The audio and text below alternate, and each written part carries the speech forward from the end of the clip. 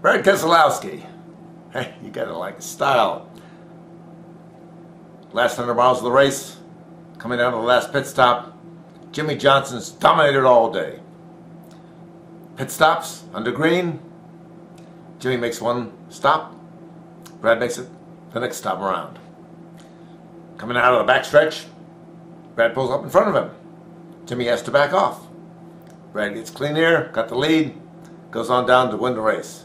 Chicago 400, Brad Keselowski winning. Mike Mullen from MikeMullen.net, and Jimmie Johnson was a little ticked off with the whole thing. But, hey, he held his tongue. Brad pushed the limits, and Jimmie let him go. And Brad wins the race, the first race of the chase. Pretty good. Pretty good job for Roger Penske and Brad Keselowski. Roger's been in this business for 40 years and never won a championship, and now he's got a chance to win the championship for Dodge, and Dodge is going to leave, and then he's going to be a Ford guy. And it's sort of strange when you look at the manufacturer's deals. Chevrolet's won all these championships, and now all of a sudden, it looks like Dodge might have a chance to win the championship, and they're leaving the sport. I'm not so sure. I understand the marketing aspects of all this, but that's the way things go.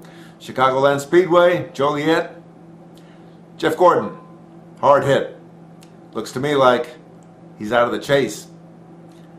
Just after he got into the thing, hit the wall. Throttle hung? How can a throttle hang? They got all these new safety devices and didn't work. Had a hard hit. Finished 35th. Bad deal. Denny Hamlin. You know Denny Hamlin? Coming into the race, I thought he might have a chance to win the race. I thought he might be the guy to beat for the championship. Runs out of gas the last lap. Darren Grubb's going to have some answering to do, I'm thinking, when they get back to the shop, Joe Gibbs' place. So yeah, had some good runs. Martin Truex Jr. didn't do as much as I thought he was going to do. Greg Biffle, never even in the game.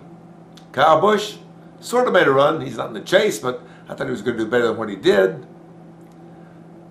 Carl Edwards, another no-show. Matt Kenseth broke a spring. Fell out on the racetrack, no yellow. He wasn't very happy about that thing. Something broke at Richmond too, and I think Jimmy Finning, his crew chief, is going to have to face some questioning too on Monday.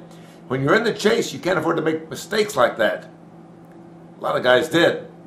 Not that the championship was won in the first race of the chase, but you can lose a championship pretty quick. Looks to me like Brad Keselowski is looking really strong for wins this season. Jimmie Johnson had the car to beat by far. The Rick Hendrick guys, whatever that rules change was, or whatever that thing was that NASCAR took away, they say it's not a rules change. Didn't seem to slow down the Hendrick guys. They had 5 of the top 11 at one time. Casey Kane, Jimmie Johnson, Jeff Gordon was running 4th when his throttle hung. Had a chance to win the race. I'll tell you, the chase takes on a characteristic, a dynamic of its own. I'm not so sure I know what the dynamic is in Chicago or Joliet. Strange racetrack, 1.5 mile cookie cutter. Pretty good racing surface, pretty good tires, no problems. But there's just no personality here. It's just another racetrack. First race of the chase, and Brad Keselowski wins, and Roger Penske is in Fat City, looking good. Jimmie Johnson, looking good. Hendrick guys looking good. Kevin Harvick, fuming, not in a good mood. Jack Roush's guys didn't show me much. Toyota guys looked like they were stroking a little bit too much. I'm thinking if you want to win the chase, you got to win some races. And Brad Keselowski won the first one. Mike Mullen from MikeMullen.net. Chicagoland Speedway. Brad Keselowski beating Jimmie Johnson, and something of an upset.